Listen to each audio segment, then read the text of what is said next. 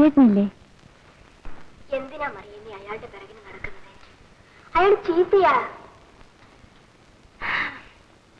ഒരു പക്ഷേ അയാൾ നിന്നെ കല്യാണം കഴിച്ചാൽ തന്നെയും അയാളുടെ കൂടെ അവസാനം വരെ സമാധാനത്തോടെ ജീവിക്കുമെന്നുള്ളതിന് എന്താണ് ഉറപ്പ്? നിങ്ങൾ ജീവിക്കുന്നതോ? ജീവിക്കുമെന്നോ? മാനം വിറ്റ് കഴിഞ്ഞുകൂടുകയാണ്. വിശപ്പിന് ആഹാരവും കൊടുക്കാൻ തുണിയും കിട്ടും. പക്ഷേ യാചിച്ചു കഴിയുന്ന ഒരു പാവപ്പെട്ട സ്ത്രീക്ക് കിട്ടുന്ന സ്ഥാനമോ അന്തസ്സോ പോലും ഇവിടെ കിട്ടില്ല. വണ്ടിനെ പിടിച്ച് തീപ്പെട്ടിക്കുള്ളിലാക്കി കളി കാണുന്നത് പോലുള്ള ദുരിതം പിടിച്ച ഒരു ജീവിതമാണ് എന്റെ ഈ വെപ്പാട്ടി ജീവിതം. പിന്നെ പലരുടെ മുമ്പിൽ പല്ലടിച്ച് കാണിക്കുന്നതിനേക്കാൾ ഭേദമാണല്ലോ എന്ന് കരുതി കഴിയുകയാണ്.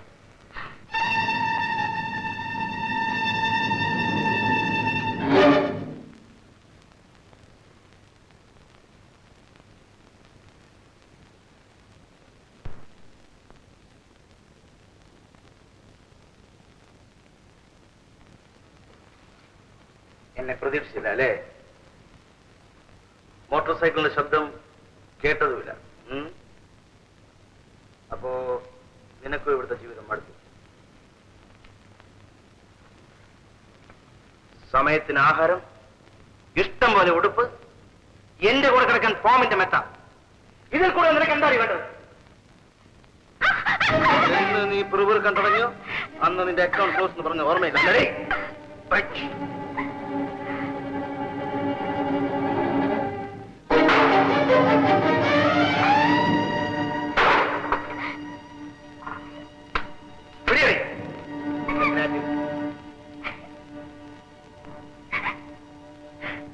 പടം നിനക്ക് ഇഷ്ടപ്പെട്ടോ? അതിലെനിക്ക് ഏറ്റവും ഇഷ്ടപ്പെട്ടത് അഴുക്കെടുത്ത് ജീവിക്കുന്ന തോട്ടി അവസാനം വരെ എന്ത് പരിശുദ്ധമായ ജീവിതം നയിക്കുന്നു. എനിക്കതിലും ഇഷ്ടപ്പെട്ടത് തുച്ഛമായ വരുമാനം കൊണ്ട് എത്ര സംതൃപ്തിയോടെ അയാൾ കുടുംബം നടത്തുന്നു. നമുക്കും അങ്ങനെ ജീവിച്ചാലെന്താ? അതെ, പണ്ടൊക്കെ നിനക്ക് ഒരു മാസം എന്ത് വരുമാനം കിട്ടുമായിരുന്നു? ദേഷ്യപ്പെടാതെ. എല്ലായ്പ്പോഴും ഒരുപോലെ ഇരിക്കില്ല. പെരുന്നാളോ ഉത്സവങ്ങളോ ലീവ് ദിവസങ്ങളോ പിന്നെ സമ്മേളനമോ എക്സിബിഷനോ വല്ലതും നടക്കുന്ന ദിവസങ്ങളിൽ വരുമാനം ഡബിളാ. അപ്പോ ചെലവ്? എന്റെ സ്വന്തം ആവശ്യത്തിന് ഒരു 50 രൂപ ചെലവായാൽ അമ്പലം, നേർച്ച, ദാനധർമ്മം എന്തെങ്കിലും ഒരു 100 രൂപ ചെലവാകും.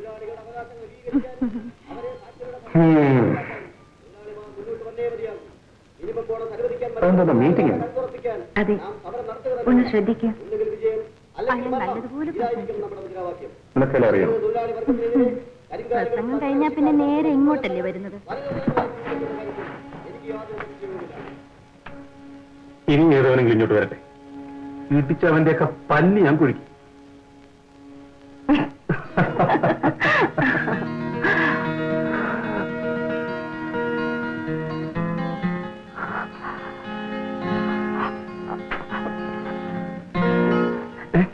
കുറച്ചിരിക്കും, ഞാനിപ്പോ വരാം.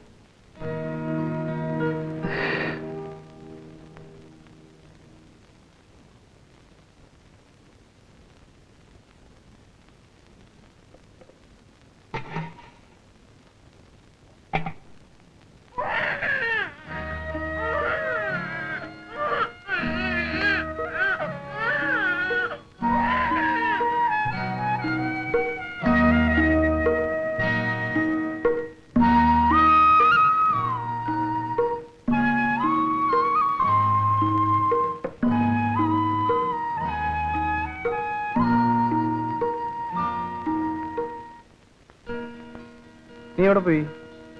പതിവ് പോലെ ഞാൻ മരുന്ന് കഴിക്കാൻ പോയതാ.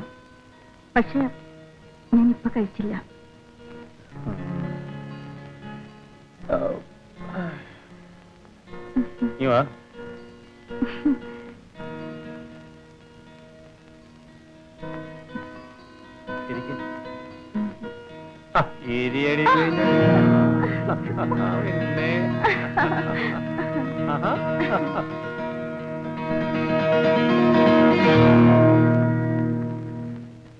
പാമ്പ് തന്നെത്താൻ ചട്ട കളയുന്ന മാതിരി എല്ലാം ഉരിഞ്ഞു കളഞ്ഞ് ഒരു മിഷൻ പോലെ നിൽക്കുന്നവളാണ് ഞാൻ.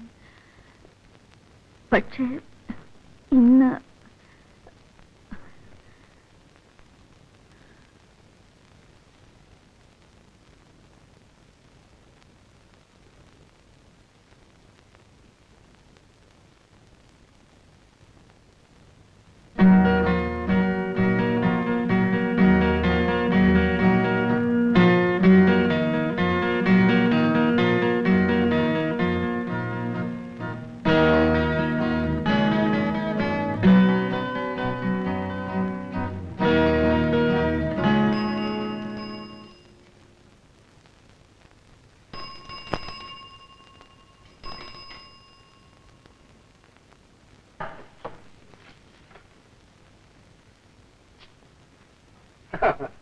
ഇതാര് വേലു? എന്താണോ എന്റെ റൂട്ടിൽ കൂടി വരാതെ ഷോർട്ട് റൂട്ടിൽ കൂടി വന്ന് കയറിയിരിക്കുന്നു? എടാ, ഇനി മേലാൽ ഈ വീട്ടിൽ നീ വന്നാൽ നിന്റെ എല്ല് കാണില്ല. മാലതേ, മാലതേ, മാലതേ. പറഞ്ഞത് കേട്ടില്ലേ? ഞാനും മാലതിയും ഒന്നിച്ച് ജീവിക്കാൻ തീരുമാനിച്ചിരിക്കുകയാണ്. എടാ ദ്രോഹി, നിനക്ക് എന്റെ വയറ്റിൽ തന്നെ അടിക്കണം. നിനക്ക് വേറെ ആരെയും കിട്ടില്ലേ വെപ്പാട്ടിയായിട്ട് വെക്കാൻ?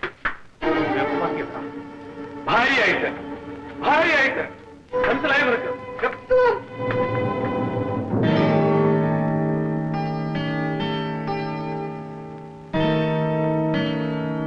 നിന്നെ ഞാൻ കണ്ടോളാം.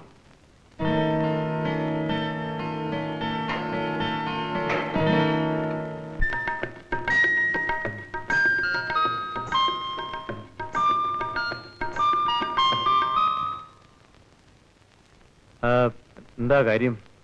ആ ഗോപിയേട്ടൻ ലീലയെ വീട്ടിൽ നിന്ന് ഇറക്കി വിട്ടു. ഇത്രയേ ഉള്ളൂ? അതവന്റെ സ്ഥിരം തൊഴിലല്ലേ?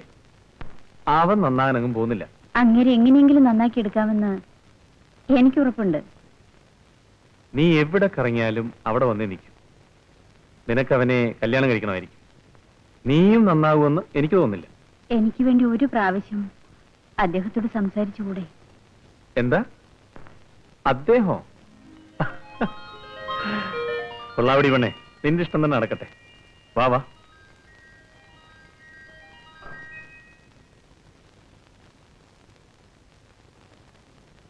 അങ്ങേരിവിടെ ഇല്ലല്ലോ, പുറത്തു പോയിരിക്കുക.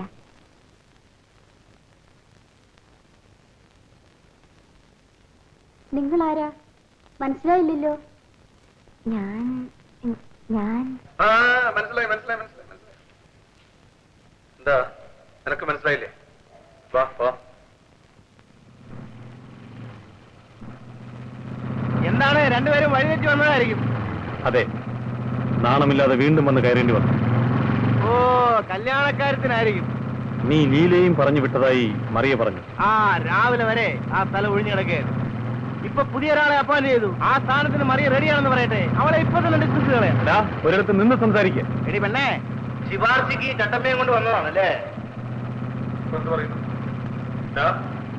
നിനക്ക് മറിയെ കിട്ടാൻ മനസ്സുണ്ടോന്നാണ് ചോദിച്ചത്. എന്തിനാടാ ഇവളെ എനിക്ക് കൂട്ടിത്തരാൻ ശ്രമിക്കുന്നത്? എടാ, ചാടാതെ. നിനക്കും ആ ഡാഫർ മണിക്കും തമ്മിൽ എന്താ വ്യത്യാസം? നീ ഈ തൊഴിൽ അല്പം പുതിയതാണ്, അത്രേ ഉള്ളൂ. നിന്റെ നിർബന്ധം കാരണം ഞാൻ ഇവന്റെ അടുത്ത് വന്നു. അവനവന്റെ വായിൽ വന്നതെല്ലാം വിളിച്ചു പറഞ്ഞു. എന്താ, വയ്ക്കൂടെ? ആ, ചെല്ല് ചെല്ല്.